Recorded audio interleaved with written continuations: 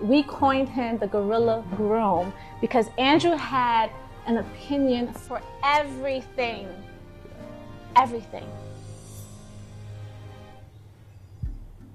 We got engaged on August 26th of 2016. We actually went back to our original first date location, which is the South Street Seaport. There was actually a 22 push-up challenge that was happening at that time. And I said, hey, you know what, let's set up the camera, let's do it for Instagram like we normally do. On the South Street Seaport, we're gonna have the background in this, it's gonna be dope. And she started getting down, and I was like, hold on, let me get down first. And when I got down to do the push-up, I pulled out the ring, and she was like, what's happening right now? What's happening right now? And then at that moment, I proposed, and I said my words, and that was that. From there, we had the picnic, had the drinks in the park, and then we went to an engagement dinner, a surprise engagement dinner. That's where all of our friends and her close family were there and just set the whole place off. That's one of the greatest moments. That's what I love the most, is the smile. You know, that's what I love the most. The smile that she got on her face lit up the whole room and then set the tone right. My heart, my spirit, my future feels at ease with you in it. The typical groom, in my opinion, is a guy that just say yes, yes, yes, whatever you want, go ahead. Not my husband. We coined him the Gorilla Groom because Andrew had an opinion for everything. Everything.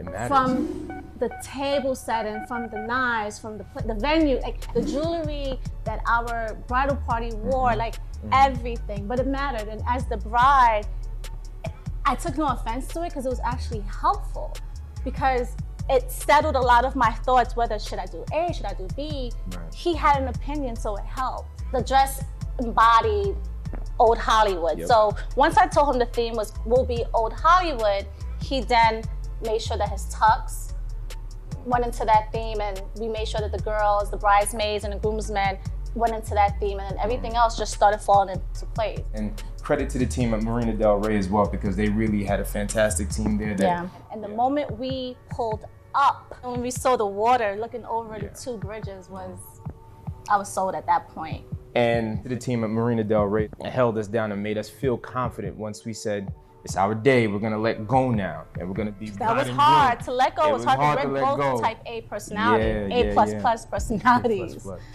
We had a wedding singer that sang Ribbon in the Sky, because that's one of his favorite songs.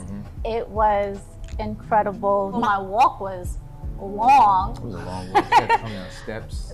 By the time I reached you is when the song actually finished. Like, I walked the entire song. I kept it in. She's mad I didn't cry. I wanted tears. But we had the standard flow: ceremony, cocktail hour, reception. But we wanted to cut out the nonsense. For instance, we didn't do a garter toss. We didn't do a bouquet toss. We wanted time to party. Yeah, that's all. Honestly, that's all it was. We just want to get straight to business. Yes, we wanted to party.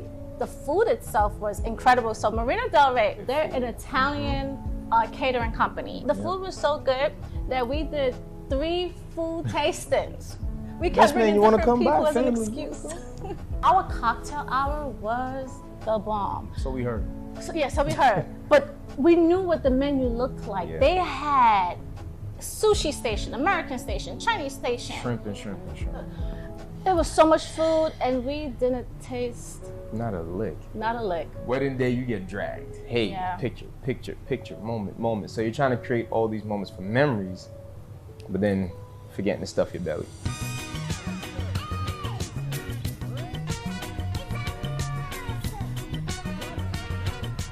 Right, we're gonna play Caribbean music anyway.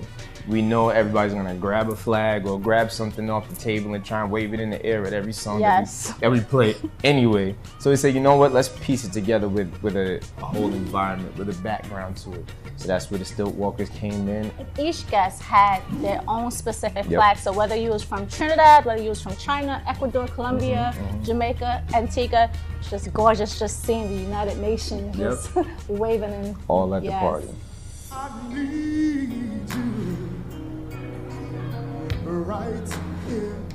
I felt very proud, I felt very honored, I felt blessed.